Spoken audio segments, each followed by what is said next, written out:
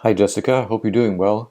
Really glad to see you turned this assignment on time. I missed not giving you some feedback, and so I'm really glad to have the opportunity to do so.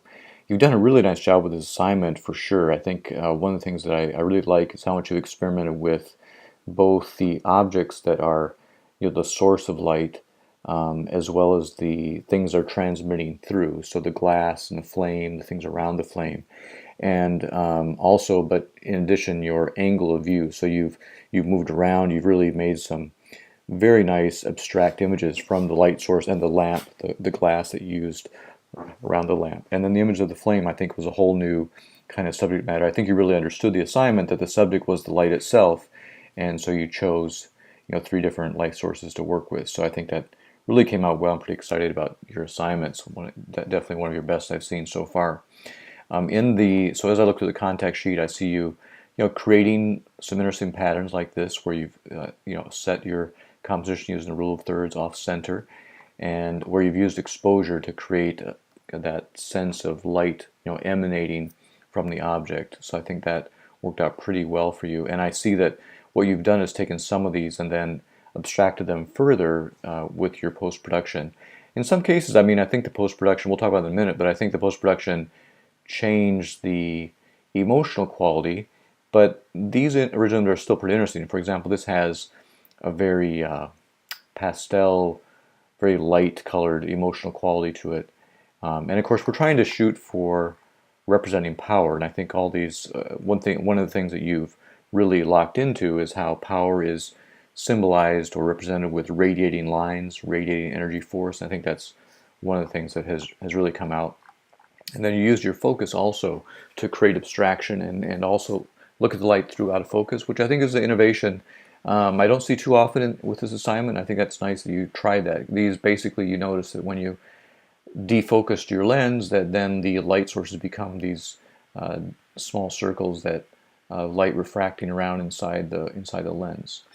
And you've got some nice. What I liked about this one was just some of the flow of the line of the glass, that little bit of curve that's happening, and I'm seeing that in some of these right here that you've gone through. And then you did the flame. It looks like in a lot of these they're almost monochromatic in your contact sheet, which is interesting. I suppose it depends. It depends quite a bit on your white balance setting. So, and which is something you can impact in Lightroom too. So, and I see that you did that. For example, a flame is very low in Kelvin temperature, and so you'd want to probably do a custom balance inside your camera to be able to pull the blue out a little more. And I see a little bit of blue coming out in the background, so that's a nice contrast between the two. I know the one you chose was a more abstract version, but I think that you played with this really well as far as your composition and exposure. Using basically changing your shutter speed is going to change the way the flame looks. So here with a higher shutter speed, it's going to freeze the actual energy a little bit more. Whereas the slower shutter speed will sort of blur it. You've got a little bit more of that here. It's overexposed, but you get a little bit more of the movement of the flame. All right, so let's take a look at your final choices. Whoops, there we go.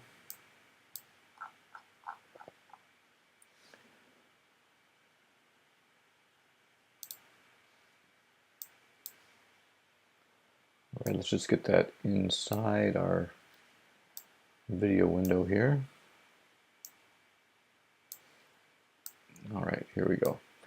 So what I really like of what you've done, Jessica, that you took the raw material from your shoot and then you brought it into Lightroom, and you really took the concept of the assignment, which was to create a message of power, and then you reworked that even further here post-production.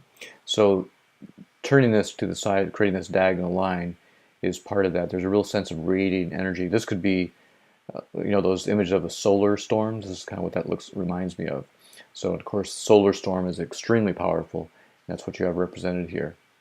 Then you have this one which goes the other end as far as coolness, but we have the idea of light playing out almost. This has a very musical quality to it, like a chord of music being played, radiating out from this light source. So it's a different kind of power. It's a softer, more subtle power, This is a very direct, hard, and hot power. And the same is represented, I think, in your last one, where we've got really almost the idea of the sun coming through. I mean, that's what's symbolized here is the idea of a sun. It's perfectly round, emanates out, and then by you basically increased saturation, you've warmed up the color tone, and then you've also darkened this compared to your your contact sheet. So that's created more textures around here. So you definitely have that idea of radiating out power.